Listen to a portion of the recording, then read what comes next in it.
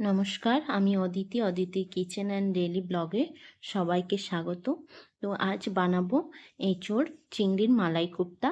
তার জন্য এঁচোড় আর একটা আলু আমি প্রেসার কুকারে সেদ্ধ করে নেব।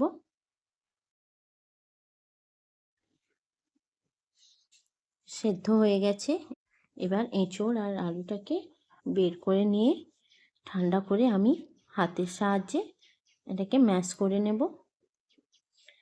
এর মধ্যে কর্নফ্লাওয়ার 3 চামচের মতো দিয়েছি, আর দিয়েছি লঙ্কা গুঁড়ো, জিরে গুঁড়ো, হলুদ গুঁড়ো, চিনি, লবণ আর আদা রসুন বাটা, আর দিয়েছি লঙ্কা কুচি, কাঁচা লঙ্কা কুচি আর পেঁয়াজ কুচি দিয়ে আমি এটাকে ভালো করে মেখে নেব।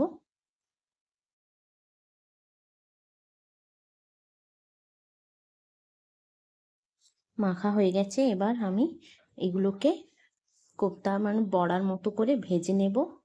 আপনারা চাইলে গোল গোল আকারেও ভেজে নিতে পারেন। আমি এইভাবে ভেজে নিচ্ছি।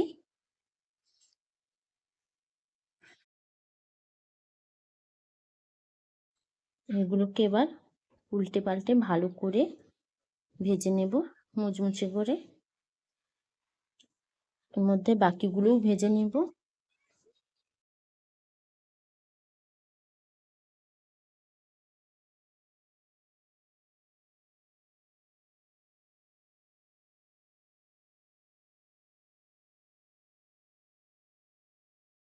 ভাজা হয়ে গেছে। এবার আমি এগুলোকে তুলে নেব আর বাকিগুলোও ভেজে নেব। ভাজা হয়ে গেছে। এবার আমি কড়াইটা গরম করে তার মধ্যে তেল দিয়ে দেব। তেলটা গরম হলে তেজপাতা আর গোটা গরম মশলা ফোড়নে দিয়ে দেব। দিয়ে পেঁয়াজটাকে দিয়ে ভালোভাবে ভাজতে থাকবো।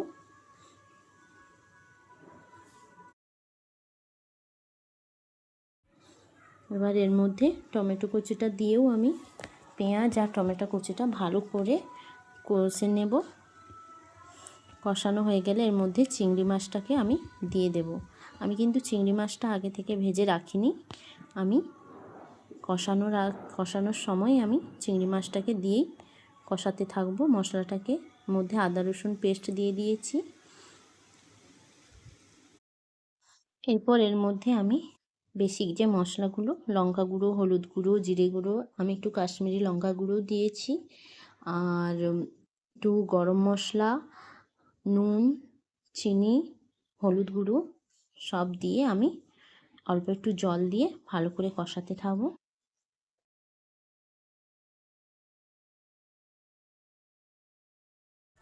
মশলাটা আমি ভালো করে কষাতে থাকবো। এর মধ্যে আমি নারকেলের দুধ দিয়ে আবার কিছুক্ষণ কষাতে থাকবো।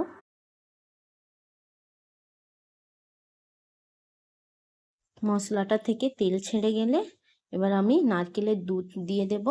2 বাটির মতো দুধ দিয়ে দিয়েছি। দিয়ে এবার নেড়ে ঝোলটাকে আমি ফুটতে দেব। ফুটে উঠলে এবার আমি কোফতাগুলোকে দিয়ে দিচ্ছি। দিয়ে আমি কিছুক্ষণের জন্য ফুটিয়ে নেব। এর মধ্যে আমি দিয়েছি ঘি আর চেরা কাঁচা লঙ্কা দিয়ে আরও কিছুক্ষণ আমি ফুটিয়ে নেব। নিয়ে আমার হয়ে গেছে। এবার আমি ঢেলে নেব।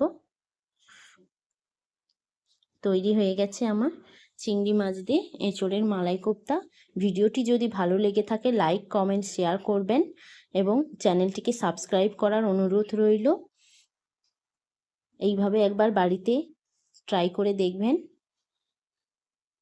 ধন্যবাদ।